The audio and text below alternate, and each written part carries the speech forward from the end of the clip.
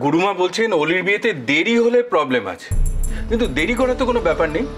হ্যাঁ গুরুমা, আপনি যদি একটা বিয়ের দিন ঠিক করে দেন তাহলে আমরা সেইভাবেই প্রস্তুতি নিতে পারি। হ্যাঁ, শুধু শুধু দেরি করে তো লাভ নেই। গুরুমা এরকম কেন বলছেন? কেন বলছেন এরকম? বাড়িতে একটা শুভ কাজ, মার কত স্বপ্ন, কেন বলছেন এরকম? হ্যাঁ কনক, ওনার মনে হয়েছে উনি বলেছেন, এতে এত প্যানিক করার কি আছে? তুমি মাকে দেখো, মাও কেমন চুপ করে গেছে। উনির বিয়ের দিন ঠিক হবে অথচ কারো মুখে কোনো হাসি নেই। সব ঠিক হয়ে যাবে, আমি তো বলছি। আপনি প্রাজ্ঞ গুরুমা, আপনি যা বলবেন আপনার কথা আমাদের শিরোধার্য। এই চৌধুরী পরিবারের প্রত্যেকটি সদস্য এর আগে প্রত্যেকবার আপনার কথায় উপকৃত হয়েছে, কিন্তু আজ এত খুশির মধ্যেও আপনার কয়েকটা কথা কেমন কাঁটার মতো বিঁধছে গুরুমা। মা, এর কি কোনো বিহিত নেই? যাগযজ্ঞ কিছু করে যাগযজ্ঞে বিপদ কাটে কিনা আমার জানা নেই, তবে আমার বোধ বলছে মানুষের কৃতকর্মের ভুলের জন্য বিপদ ঘটে, সেটা শুধরে নিলে আবার বিপদ কেটেও যায়। সব দোষ আমার। রাহুলের মতো একটা নোংরা ছেলেকে ভালোবাসার ভুলে সবাই আমার সাথে সাফার করবে। কিন্তু এই উৎসবের আবহে কোথাও যেন একটা মেঘ জমে আছে। আমার ভয় করছে গুরুমা, আমাদের উপর দিয়ে কম ঝড় বয়ে যায়নি, তাই ঝড়ের কথা শুনলেই খুব ভয় করে। এবারে সবার কাছে অলির বিয়েটা খুব ভালো করে হওয়াটা খুব জরুরি। তাই আপনি আমাদের বলুন কি করলে আমরা বিপদমুক্ত হব। আপনি যা বলবেন আমরা তাই করব। হে মাধব, পাক্কা ড্রামাবাজ একটা। বলুন গুরুমা, কি করতে হবে শুধু একবার বলুন, আমি পরিবারের কারো কোনো ক্ষতি হতে দেব না। যে পরের জন্য এত ভাবে, পরিবারকে এত ভালোবাসে, যে বাড়িতে এমন বউ আছে, তার আবার ভয় কিসের?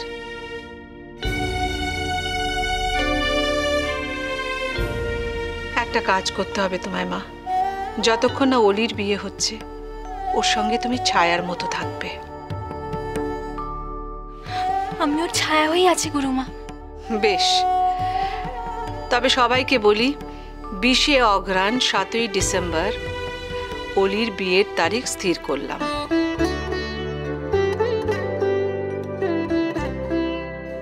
আশা করি তোমরা সবাই গুছিয়ে নিতে পারবে।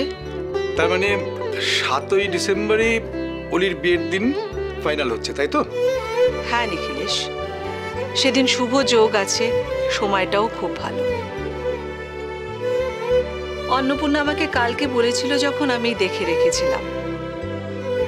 তাহলে ওই দিনই অলির বিয়ে পাকা হলো।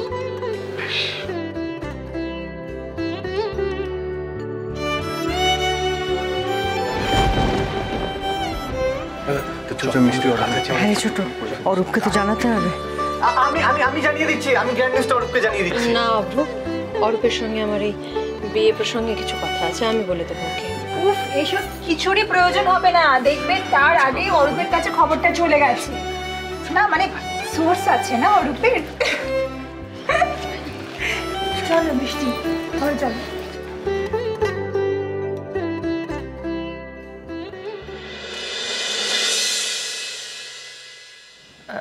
একটা কথা জিজ্ঞেস করবো মা? সবকিছু ভালোই ভালোই মিটে যাবে তো? রাধা মাধবের উপর ভরসা রাখো। হে মাধব।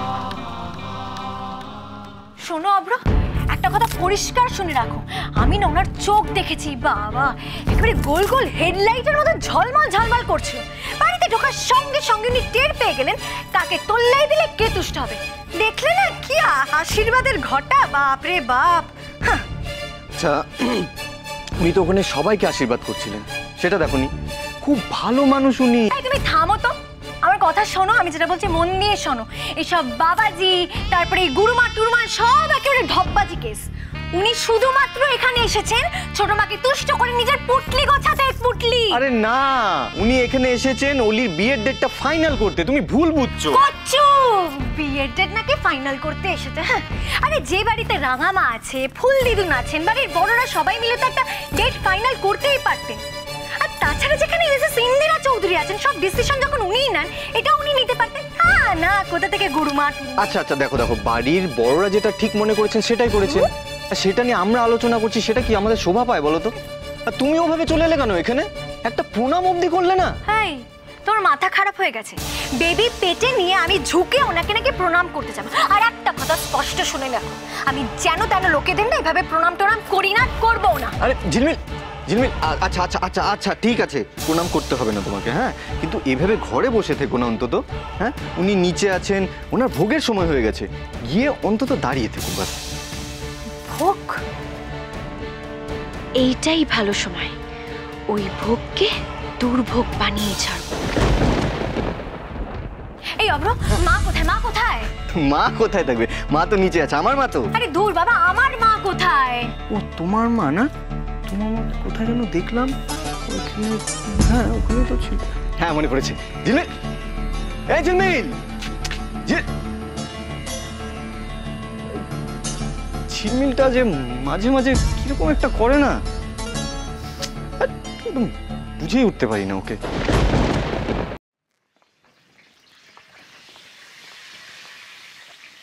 কনক, মা কিছু বলবে? তুমি একা একা রান্না করছো, আর কেউ নেই?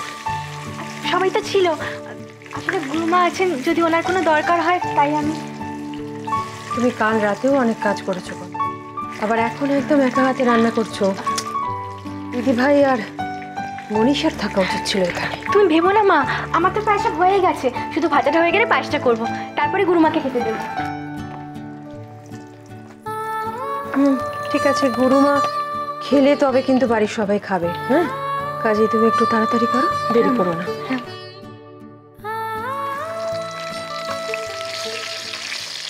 না না মা, সেরকম কিছুই হয়নি, ওই তো আর কিছুক্ষণের ব্যাপার।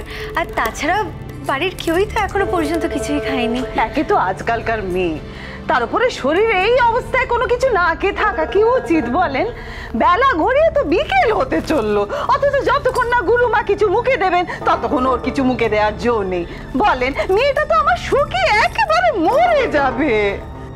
সত্যি তো, এই অবস্থায় তো তোমার কোনো নিয়মই খাটে না। তুমি আমাকে আগে বলবে তো ঝিলমিল। আচ্ছা, এই অবস্থায় কি করে ও খালি পেটে থাকবে বলুন তো? সেই তো। না না, কত কষ্ট পেলো মেয়েটা। আমি যাই, গিয়ে বলি। না না মা, আপনি আপনি দয়া করে কাউকে কিচ্ছু বলবেন না। আমি এইটুকু খিদে সহ্য করে নেব, চিন্তা করবেন না। কেন? তুমি খিদে সহ্য করবে কেন? আচ্ছা মিসেস গোস্বামী, আমরা উপোস করছি সেটা ঠিক আছে, তাই বলে ও এই অবস্থায় হয় নাকি? কিন্তু মা, আপনি আমার জন্য কথা বলতে গিয়ে শুধু শুধু কেন খারাপ হবেন বলুন তো? এতে খারাপ হওয়ার কি আছে রে ঝিলমিল? উনি বাড়ির বড় বউ, সবাই তো ওনার কথা মাননি করে চলবে। মা, তুমি যেটা জানো না সেটা নিয়ে কথা বলো না। আমার সেটা একদম সহ্য হয় না যখন ছোট মা কথায় কথায় মাকে ছোট করে। আমার ভীষণ গায়ে লাগে, সেটা খুব খুব কষ্ট পাই আমি। তাই বলে তুমি না খেয়ে থাকবে? মা, আপনি বোঝার চেষ্টা করুন, বাড়িতে গেস্ট এসেছে, সবার সামনে যদি উনি আপনাকে কিছু বলেন তাহলে আমি তো নিজেকে ক্ষমা করতে পারবো না। না না, আমি না খেয়ে মরে যাই, কিন্তু তবু আপনি কাউকে কিচ্ছুটি বলবেন, আমি হাত জোড় করছি আপনার কাছে। আচ্ছা ঠিক আছে বাবা, কারোর কিছু বলার দরকার নেই। আমি তো এমনিতেই এ বাড়ি সবার কাছে খারাপ, না হয় মেয়ের জন্য কিছু বলতে গিয়ে আরো খারাপ হব। আমার কাছে বাবা আগে মেয়ের ভালো। বেয়ার কিছু মনে করবেন না, কেমন? না না, এতে মনে করার কি আছে? সত্যি তো, মা মেয়ের কথা ভাববে না তা কে ভাববে বলুন? যে ঝিলমিল রে, তুই একটু অপেক্ষা কর মা, আমি না তোর জন্য একটু একটু শরবতি করে আনি। হ্যাঁ হ্যাঁ, তাই জান। শরবত তো, শরবত তো ভালো ভালো। তুমি বসো।